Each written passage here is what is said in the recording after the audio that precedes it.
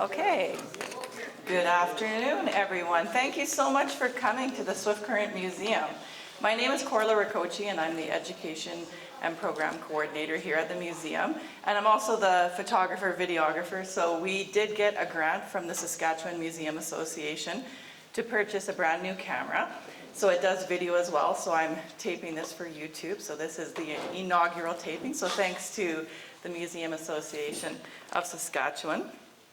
I'd like to welcome you all here, and in the spirit of respect and reconciliation, we acknowledge that we are gathered here on Treaty 4 territory, the ancestral lands of the Cree, Anishinaabe, Dakota, Nakota, and Lakota nations, and the homeland of the Métis people. If any of you haven't found the washrooms yet, they're just past the tourism desk if you're in need of those.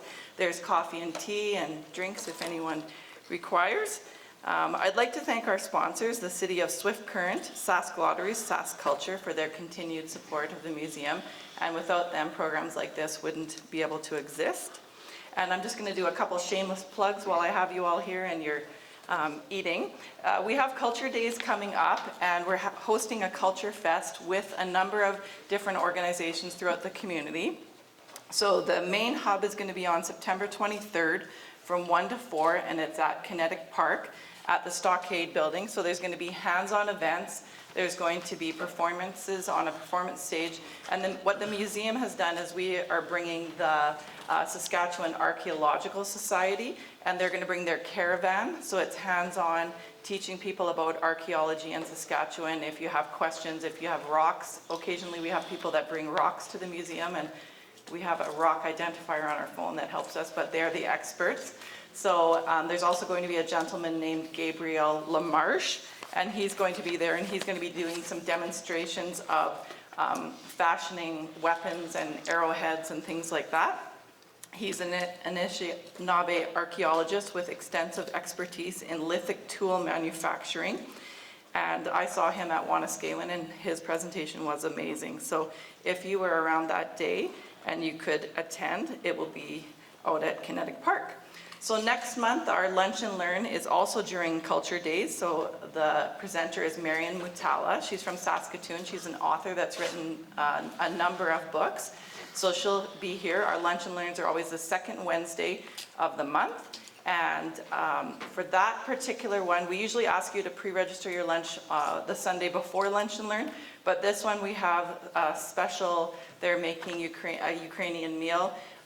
So if everyone could register, even you can do it today by October 1st. So Lunch and Learn will be with Marian, but since she's here and it's Culture Days, we're actually also having her come the evening before, which is Tuesday. And she's going to do a presentation in the evening at 7 o'clock. It's $30, and it's a full Ukrainian meal with pierogies and cabbage rolls and kolach and a number of other things. So if any of you are interested in that, you can come talk to us after. And it goes with our next exhibit that is going to be called Enemy Aliens. And it is about Ukrainian internment camps in Canada. So that opens October 10th with the evening supper. So I just encourage you all to pre-register before October 1st, and it's going to be a wonderful night. And our next Lunch and Learn after that is November, and that's going to be Alex McPhee, who's a cartographer from Val-Marie. So without further ado, that's kind of my advertising spiel for the moment. I'd like to introduce to you Lloyd Fehr, and Lloyd is going to share with us his love and knowledge of electric vehicles. Lloyd. You need this? I don't think I knew that. Wow. This is a really good turnout for the first Lunch and Learn of the season. I'm glad everybody's here. This is just awesome. Okay, we're going to talk about electric vehicles in Saskatchewan. Yay. Not much to talk about. But I've got a whole presentation, so yay. Okay. Thank you, Corla. I really appreciate the nice introduction. The Nightjar has a great lunch. I hope everybody can learn something. As long as the food was as good, learn should be good too. I have to give a quick shout out to the PowerPoint. Elaine did a really good job to make my slides look presentable, so thank you. Why am I here? Well,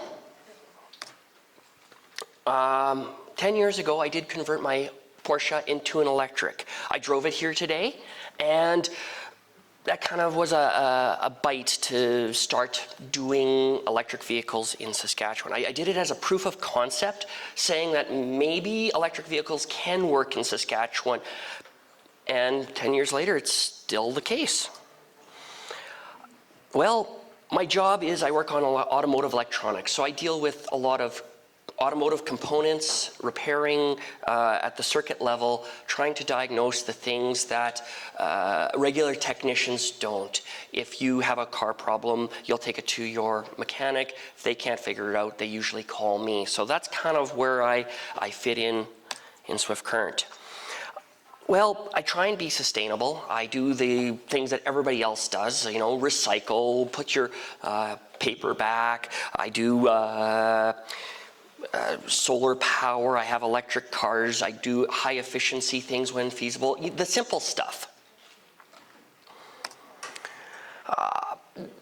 That's kind of a lie. I've been hardcore into it since 2013, but my first taste was back in the 1990s when GM introduced the EV1. I was able to see and touch it way back. So that was the first bite into electric vehicles I really enjoyed. Oh, you added that. Yep, nobody else is crazy enough to talk about electric vehicles than me and Swift Current, that's for sure.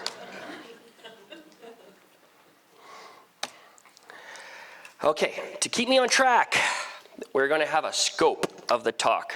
We are going to talk about what is an EV, the history of EVs. We are going to do some math. Oh, sorry, it is a learned portion, so you're going to do some math here today. We got some questions about EVs and maybe how they might suit you, some charts, and we'll wrap it up.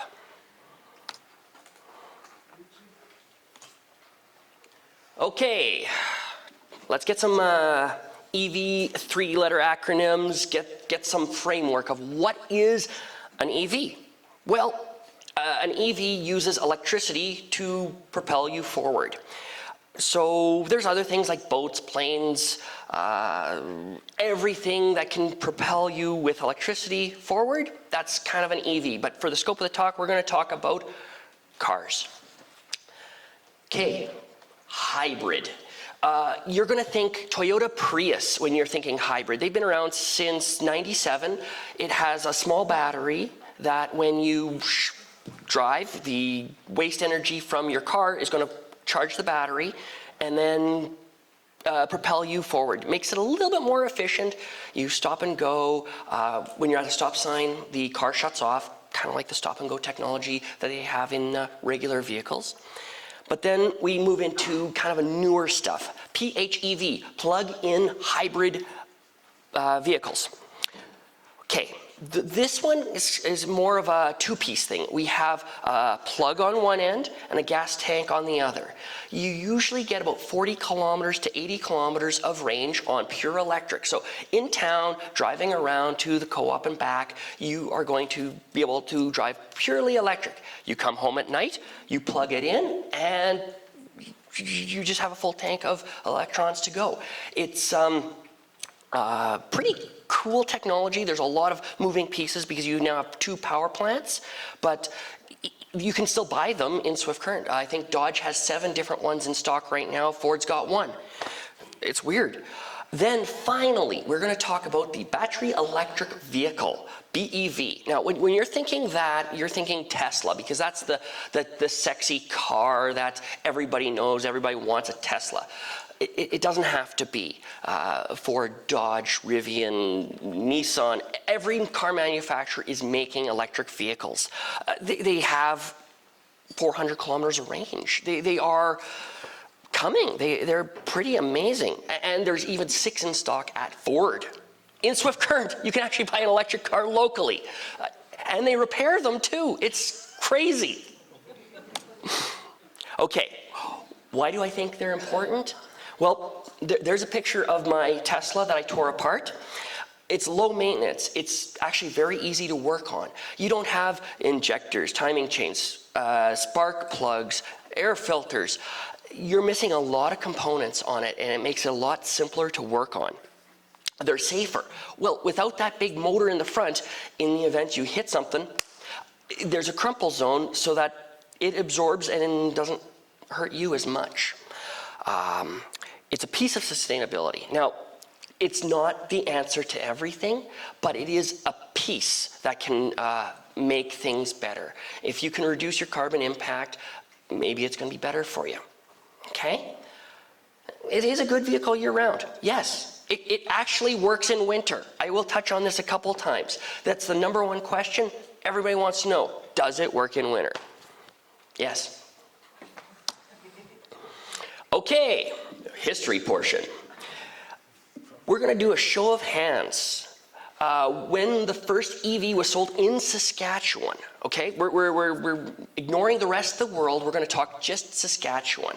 So does anybody think the first EV sold in Saskatchewan was 10 years ago?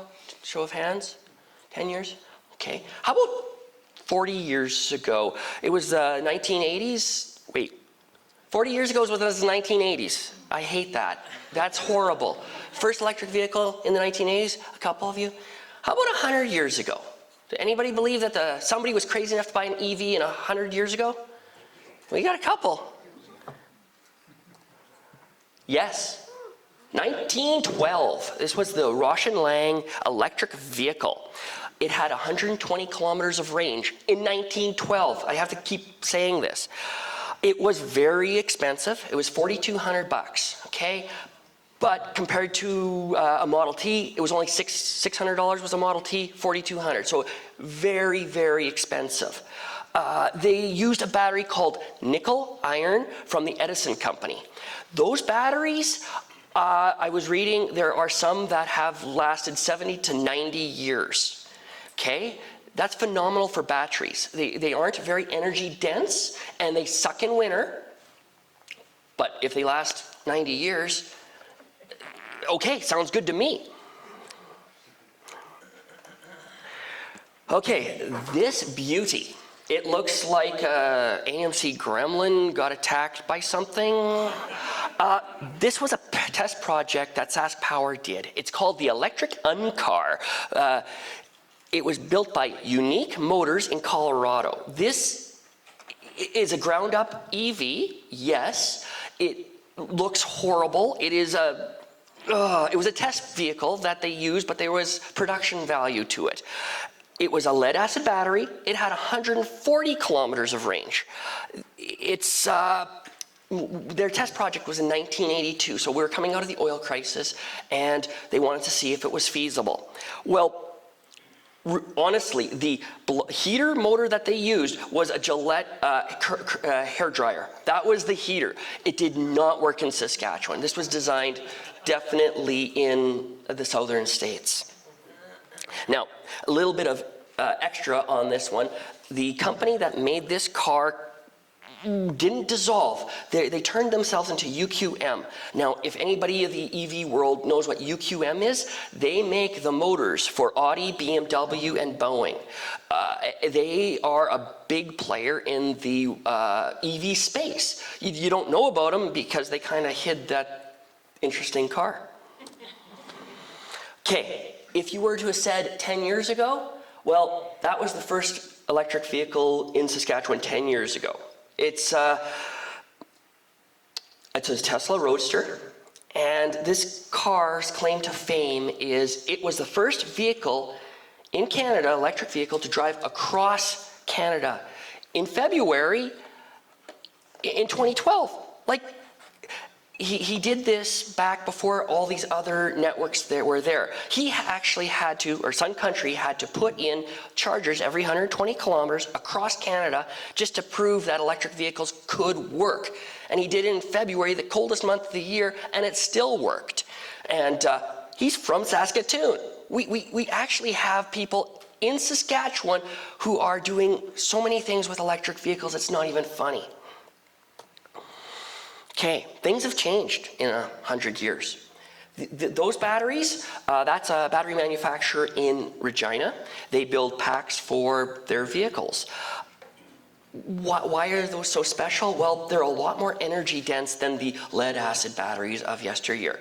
We found that in your cell phones that the batteries are lithium-based, seem to last a lot longer. So you smash lithium with sodium or manganese or cobalt, or I have a 30-minute presentation on that, but I don't think anybody wants to hear me talk about electrons and all this sort of stuff, okay? If you do, all you gotta know is there's 11 herbs and spices. Lithium seems to be what's going on. There's other things that can be better, like graphene and sodium, and we're not going into the weeds. This means these batteries are about 3 times more energy dense and about the third the weight. So that uncar with 100 and some kilometers range would be over 300 with lithium, making it actually not a bad vehicle. The fact that there's so many people here today says that the attitudes are changing and people are starting to ask questions. Maybe an electric vehicle could work for you in rural Saskatchewan. There's more vehicles that are available. Like there's 30 different ones that I could count, and there's probably even more of pure electric vehicles. You don't just have to buy a Tesla. You can get everything from a Mach-E, Rivian, Lucid. There's companies you've never heard of that make electric vehicles, and then there's always traditional manufacturers as well. And now that we can get into the used EV market, the price has come down. If you can buy a used vehicle for a lot less, well, you're more able to get into it. The older vehicles, 10 years ago, those ranges weren't as good because they weren't putting as many batteries in. Okay, small changes made a big difference. This is a tube. It has a capacity of 1 bit of information, 1 bit. This guy here, there's over 1 billion in this there. So you go from 1 bit to 1 billion in the span of 60 years. And this is your processor inside your car, in your computer, your smartphone. These things take as much energy as one of this. So this ability to use a lot less energy and have a lot more density is just, it's mind-blowing that we've been able to come this far. Okay, you were warned. How much does it cost to drive my car? Okay, I'm going to use $1.70 per liter. I think that's what it was at the long weekend, because gas prices fluctuate wildly. Right before a long weekend, they seem to go up. Who knew? Now, an average Ford Escape is about 10 liters per 100. Okay, that's where you've got that. Now we're going to try to do price per kilometer, because we've got to get a standard unit. You divide it by 100, and you get 0.1 liter per kilometer. Okay, that's fine. 0.1 liter times $1.70 per liter is 17 cents per kilometer. You driving from home to here cost you probably 50 cents. Not much, but it's still something. Now, we're going to have to try and explain a few things for you. If you've looked at your city bill, you have, we pay about 18 cents per kilowatt hour. And what's a kilowatt hour? You should know, but you look at these 100-watt light bulbs, they look more energy efficient. But if you take 10 100-watt bulbs and run them for 1 hour, that is 1 kilowatt hour. So it costs 18 cents to run the lights for an hour for this presentation. Okay, that's pretty good. Now you need to know, well, how much energy does a car use? Okay, well, a Tesla will use approximately 200 watt hours per kilometer.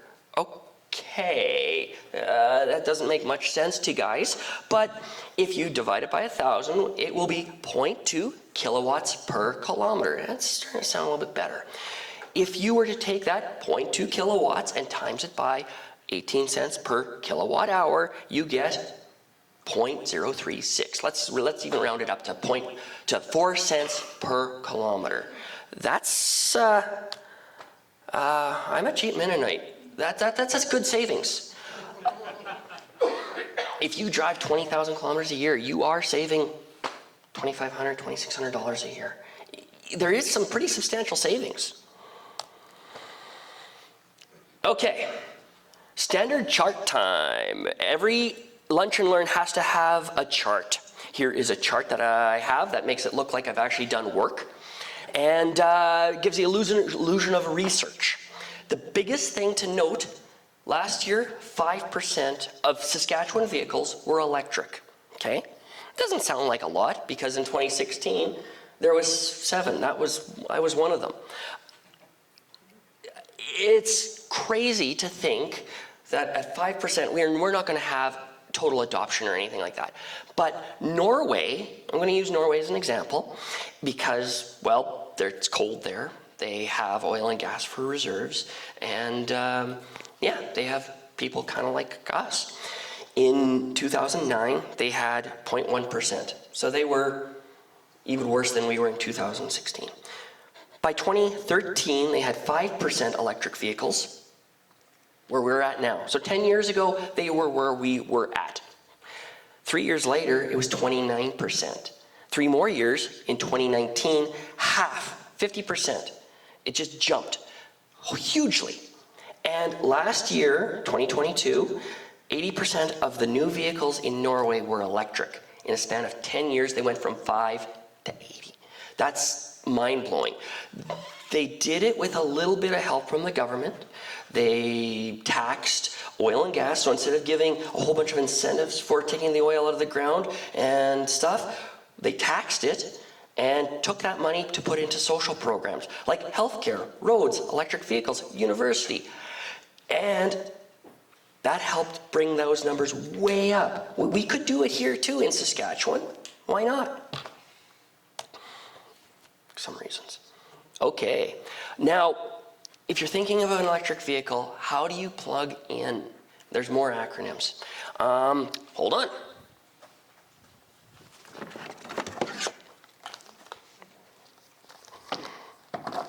This is a J1772.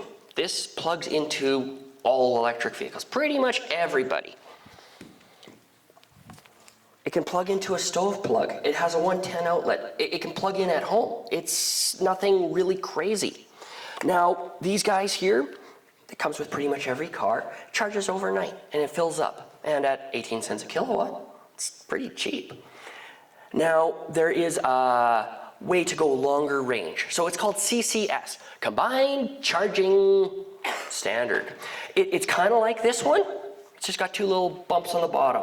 And what we do is it has a big off-site generator, or like a DC converter, pumps the energy in really, really fast. So you're going to Regina for a doctor's appointment, because we have to go there now. You can plug in for about 20 minutes and have enough to go back home. That's how a fast charger is. Now, the other two, Chademo, this thing is big and bulky. You're only going to see this on Japanese vehicles like the iMIV, the Nissan Leaf. This is an older standard, but to talk about it in Saskatchewan, we still have chargers that are using this. It's a fast charger. It's kind of going away. And next year's talk, if I get invited back, that's NACS. Okay? NACS is this plug. What's going on with that is all these manufacturers in North America have said, we're going to go to NACS. It's a sexy plug. It's like half the size. And it can handle just as much energy as this guy, even more. So the technology is changing very fast. So next year, we'll see what comes out.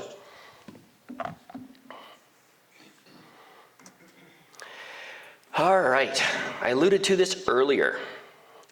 Let's see, how far do you go? Well, new EVs are getting 400 kilometers on average.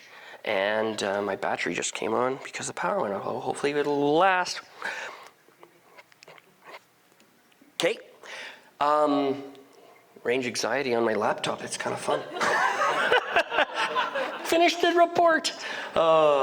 Okay, so most vehicles are 400. There's companies that are putting out 800 and even up to 1,000 kilometers of battery range. How are they getting that? Well, they're getting it because of efficiencies with aerodynamics, with better battery tech, with better motor tech. They are just getting back more and more efficiency so you can go further. Kind of like a 70s car is not going to get as fuel efficient as a brand new truck you buy off the lot.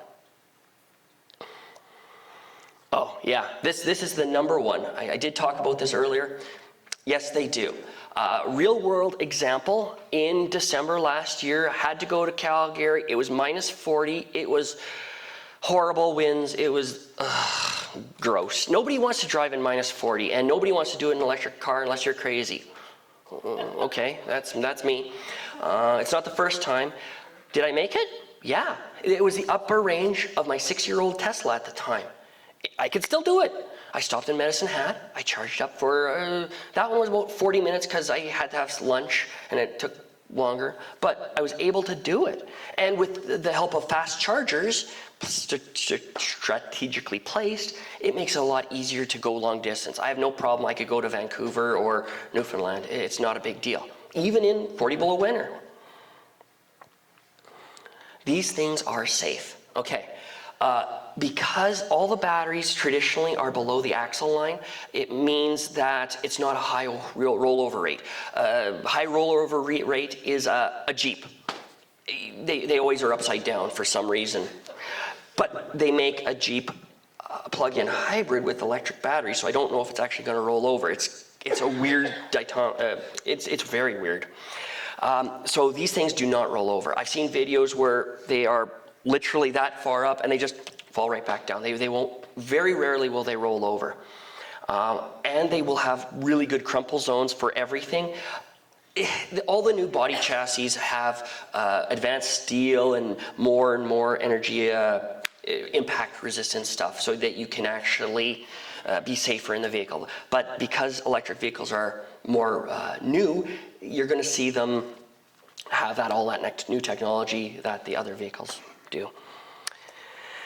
Okay, this, if you put your squinting glasses on, what it says is for every liter of gas you put in your vehicle, 25% is going to the actual movement of your vehicle.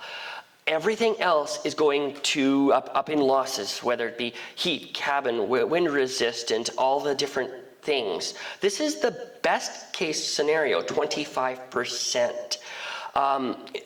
You've got to cool those motors. Those hypercars have like 16 radiators in them. There's a lot of cooling that's required to make this. Now, this is not actually including the taking it out of the ground, pumping it to an oil upgrader, putting energy in to turn it into gasoline, putting it back into a tanker, bringing it all the way down to CU, getting it pumped into the ground, pumped back into your car, and then you burn it. We're not taking any of those losses for that 25%.